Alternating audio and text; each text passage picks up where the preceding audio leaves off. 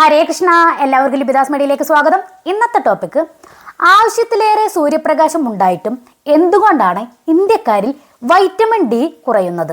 ശരീരത്തിലെ കാൽസ്യവും ഫോസ്ഫേറ്റും നിയന്ത്രിക്കുന്നതിന് ആവശ്യം വേണ്ട വിറ്റാമിൻ ആണ് വൈറ്റമിൻ ഡി. ശക്തമായ എല്ലുകളും പ്രതിരോധ സംവിധാനങ്ങളും തുടങ്ങി മൊത്തത്തിലുള്ള ആരോഗ്യത്തിന് ആവശ്യമാണ് വൈറ്റമിൻ ഡി.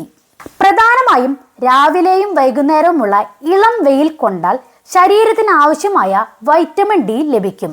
കൂടാതെ സാൽസൺ, സാർഡിൻസ് പോലുള്ള മീനുകൾ, റെഡ് മീറ്റ്, മുട്ടയുടെ മഞ്ഞ എന്നിവയും വൈറ്റമിൻ ഡി നൽകുന്നു. ആവശ്യത്തിലധികം സൂര്യപ്രകാശം ലഭിച്ചിട്ടും ഇന്ത്യയിൽ ഏറ്റവും കൂടുതൽ ജനങ്ങൾ വൈറ്റമിൻ ഡിയുടെ അപര്യാപ്തത അനുഭവിക്കുന്നവരാണ്. എന്തുകൊണ്ടാണ് ഇന്ത്യക്കാരിൽ വൈറ്റമിൻ ഡിയുടെ കുറവ് അനുഭവപ്പെടുന്നത് എന്ന് നിങ്ങൾ ചിന്തിച്ചിട്ടുണ്ടോ?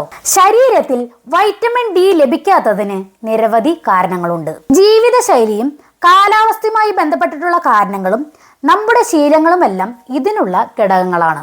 സൂര്യപ്രകാശം ലഭിക്കുന്നതിലൂടെ ചർമ്മം ആവശ്യത്തിനുള്ള വൈറ്റമിൻ ഡി ഉൽപ്പാദിപ്പിക്കും. സൂര്യന്റെ അൾട്രാവയലറ്റ് രശ്മികൾ ചർമ്മത്തിലെത്തുമ്പോൾ വൈറ്റമിൻ ഡിയുടെ ഉൽപാദനം മാത്രമല്ല, സെറോട്ടോണിൻ ഉത്തേജിപ്പിച്ച് മാനസികാരോഗ്യം മെച്ചപ്പെടുത്തുന്നതിനും കൃത്യമായ ഉറക്കം ലഭിക്കുന്നതിനും സൂര്യപ്രകാശം നമ്മെ സഹായിക്കുന്നു. ദിവസവും ഏതാനും മിനിറ്റുകൾ സൂര്യപ്രകാശം ഏൽക്കുന്നത് ശാരീരിക മാനസിക ആരോഗ്യം മെച്ചപ്പെടുത്തുന്നു. എന്നാൽ ആരോഗ്യത്തിന് ഏറ്റവും കൂടുതൽ ഗുണങ്ങൾ നൽകുന്ന സൂര്യപ്രകാശം ഇന്ത്യയിലുണ്ടെങ്കിലും വൈറ്റമിൻ ഡിയുടെ അപര്യാപ്തത കൂടുന്നുവെന്നാണ് മെയ് മാസം പുറത്തിറങ്ങിയ പഠനത്തിൽ വ്യക്തമാകുന്നത്. സയന്റിഫിക് റിപ്പോർട്ട്സ് എന്ന ജേണലിൽ പ്രസിദ്ധീകരിച്ച പഠനത്തിൽ ദക്ഷിണാഫ്രിക്കയിലെ നഗരവാസികളിൽ വൈറ്റമിൻ ഡിയുടെ അപര്യാപ്തത കാണിക്കുന്നുവെന്ന് സൂചിപ്പിക്കുന്നു. ഉത്തരേന്ത്യയിൽ മുൻപ് നടത്തിയ പഠനത്തിലും സമാനമായ നിരീക്ഷണങ്ങളാണ് കണ്ടെത്തിയത്. 50 വയസ്സിന് മുകളിലുള്ളവരിൽ വൈറ്റമിൻ ഡിയുടെ അപര്യാപ്തത റിപ്പോർട്ട് ചെയ്യുന്നു. ഏകദേശം 91.2%. വൈറ്റമിൻ ഡിയുടെ അപര്യാപ്തത 50 മുതൽ 94% വരെയുള്ള ആളുകളിൽ റിപ്പോർട്ട് ചെയ്തിട്ടുണ്ടെന്ന് പഠനത്തിൽ പറയുന്നു. 3 മാസത്തിലേറെ നടുവേദനയുള്ള 30നും 34നും ഇടയിലുള്ള 50 സ്ത്രീകളിൽ നടത്തിയ പഠനത്തിൽ വൈറ്റമിൻ ഡിയുടെ കുറവ് കണ്ടെത്തിയിട്ടുണ്ട്. ഇനി അടുത്തത്, വൈറ്റമിൻ ഡി കുറയുന്നതിന്റെ കാരണങ്ങൾ നമുക്ക് നോക്കാം. മിക്ക ഇന്ത്യക്കാരും പുറത്തിറങ്ങി സൂര്യപ്രകാശം ഏൽക്കുന്നില്ല എന്നതാണ് വൈറ്റമിൻ ഡി വലിയ രീതിയിൽ കുറയാൻ കാരണമാകുന്നത്.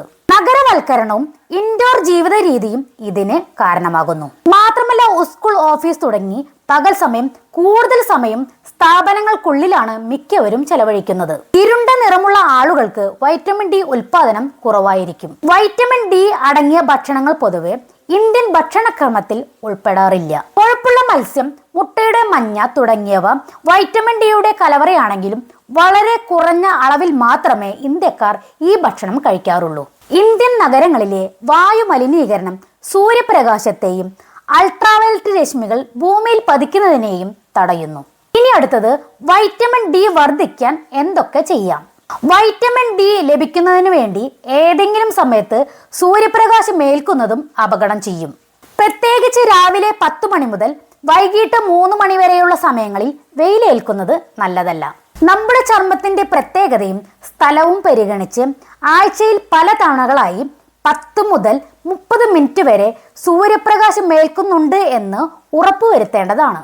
കൈകൾ, കാലുകൾ തുടങ്ങി ശരീരത്തിന്റെ പ്രധാന ഭാഗങ്ങളിലെല്ലാം സൂര്യപ്രകാശം ഏൽക്കുന്നുണ്ട് എന്ന് ഉറപ്പുവരുത്തുക.